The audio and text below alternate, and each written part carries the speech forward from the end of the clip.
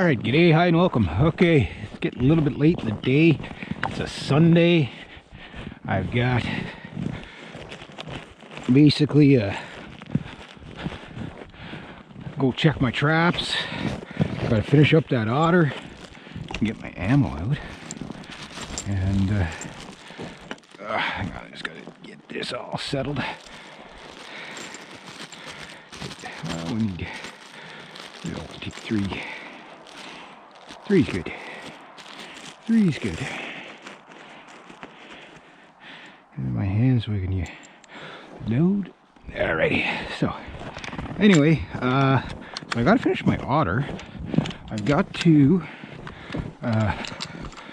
remove a trap and whatever. And of course, you know, like everything, there was no way I was going to get everything done today. So I didn't get my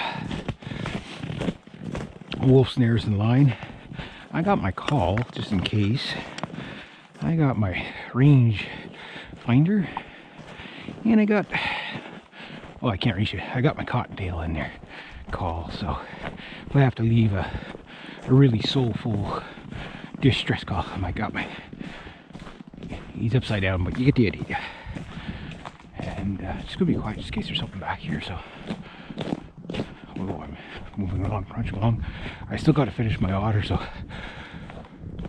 one of these days I'm not going to be so rushed, and I'll be able to get back here and just you know, take my time.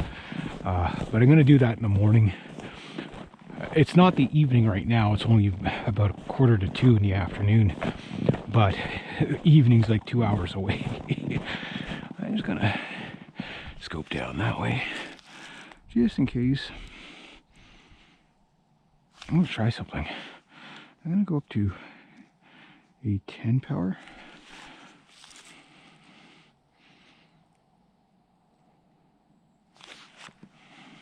Go up to a 20 just to see.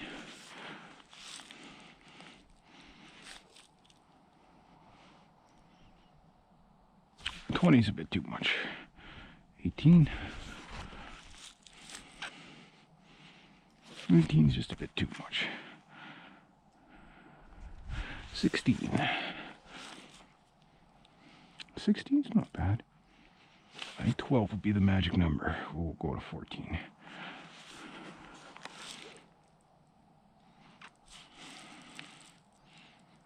Mm.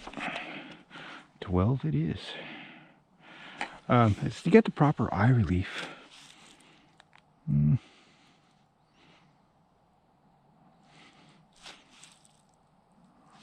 Is yeah, I'll just keep it on 10.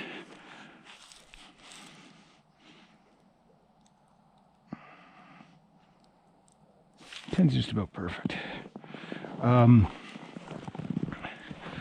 idea is to have enough eye relief that you can quickly, like the more zoomed in you are, the harder it is to keep your eye relief good, especially on a cheaper scope. But it's not bad, like when you're on a bench, no problem, or if you're sitting still. But when you're walking, you know, 6.5 is not a bad magnification.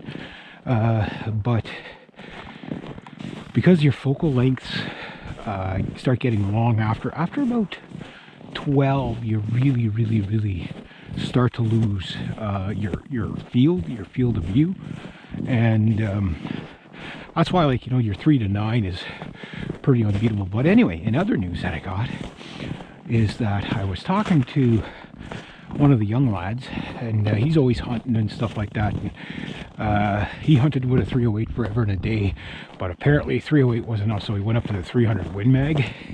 He's one of those guys. That's okay. But he made the decision to go to the 300 Win Mag, and he's got some nice rifles. I think his 308's a Tika and stuff like that. And I thought of him yesterday when I was walking and blogging about my crossbow, that it might be a good idea to see if I could just trade it even Steven for a varmint rifle, right? So Those are dogs, they're not wolves. And what happened was, I saw him in the store, so I said, hey, do you know anybody that would want to trade? And I told him the approximate value of that crossbow. I think if you added up everything, I would say around 1,200 bucks into it. But it's everything you need for a crossbow. And see my fox track here, it's about a day or two old. Oh, somebody's big old German Shepherd. He's pretty far out, him. Sounds like he's like right here, but he's like about a mile that way. No, that was from maybe this morning. So the wolves are around here all the time. And anyway, long story short, basically, he might know a guy that may have a varmint rifle, a Remington 700. Now, I don't know if it's a 223 or a 22 250 or a 243, but anything's probably going to be better than the 308 as a fur gun, because I think the 308, well, it's like a bazooka, right? So my only fear is that if it's a 22 250, it's just going to blow them to smithereens, right? But, you know, that's where ammo selection, you know, becomes a big thing. Well, that's slippy here. It's all ice, clear ice underneath. So I got to watch what I'm doing. But anyway, I just wanted to fill you in on that. So I'm going to get back there, going to get my stuff done, got to race back, finish up that freaking pelt. I almost finished it last night, the otter pelt. But what ended up happening is it froze. It was starting to freeze as I was about halfway done. I thought I was going to get it all done last night, and it's like I didn't. And sorry, the GoPro things sometimes comes apart. Kind of a cool angle. I've been looking at these videos. It's like, it's a very cool angle, especially when I do stuff like this, you know. See, 10's a little too much now. We'll go down to 8. Yeah, my field of views, maybe I'm going to just leave it on 6.5 here. You know, like, I mean, 8 power and 15-yard shots is a little bit too much, so lowest I can go is 6.5. 6.5 is just kind of happy medium. But anyway, yeah, so if I can get a hold of this new rifle, no cash needed, just here, yours for mine, that type of thing. As long as it's a legal rifle and everything like that, I don't have to worry, because I will have to register it, unfortunately, because I am in Quebec. It'd be different if I wasn't so, you know, what do you mean, how do I put this? It'd be different if I wasn't so YouTuber, you know what I mean? So, like, I mean, the RCMP, they watch me, I know that.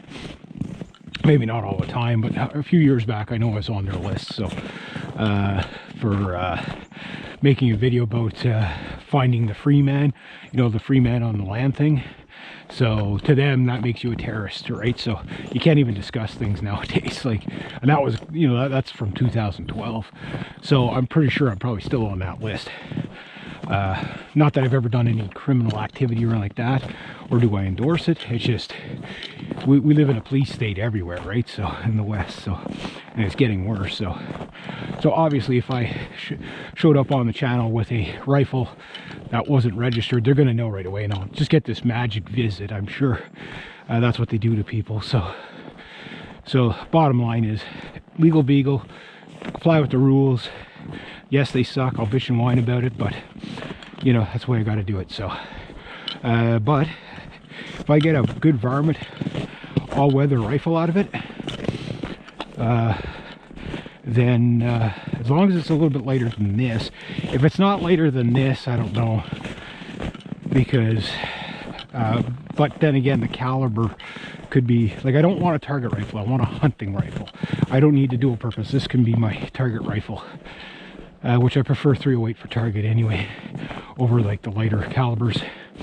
It's not cheaper to shoot, but it's you know, when the wind kicks up, you know, you're not blowing all over the place with light bullets, eh? So anyway, I'll leave it at that, because I don't know how much memory I got left on this camera. So I'll get there, I'll check everything out, and I don't know if it'll, you know, hopefully it's something that, not one of those, yeah, I know a guy, and then it keeps forgetting, and then, okay, yeah, that's never going to happen, you know what I mean? hopefully, but he's usually pretty good. I mean, anytime I've ever dealt with him, it's like usually when you ask him, hey, do you know anybody that has this, this, or this? He's usually pretty good with, you know, with that kind of stuff. So we'll see. But yeah, so if I could get a varmint rifle, stainless steel, I don't worry about the deer rifle. Like, yes, you know, like everybody, it's like, why don't you just buy one rifle that does everything?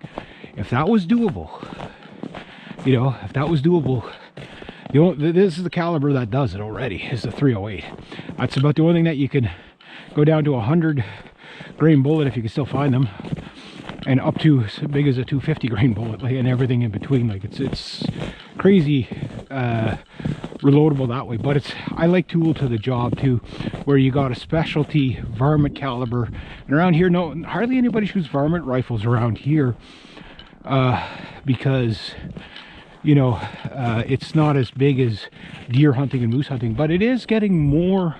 I find the younger generation, like, well, younger, I mean Gen Xer and millennial, tend to like the coyote rounds a bit more, you know, like 223 and 22, because we tend to shoot more modern stuff, you know, where the old timers, you know, they're still happy with their 22 Swifts, you know what I mean, which is, again, a great round, but or the 222 Remington, which is an awesome little round.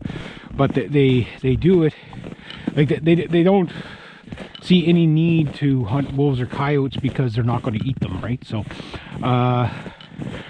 as much. So with the boomers, they tend to stick with your 30-06, your 270s, and, you know, deer, bear. They're not, most of them in this end of the country, not that. Now you go out west, I mean, there's probably more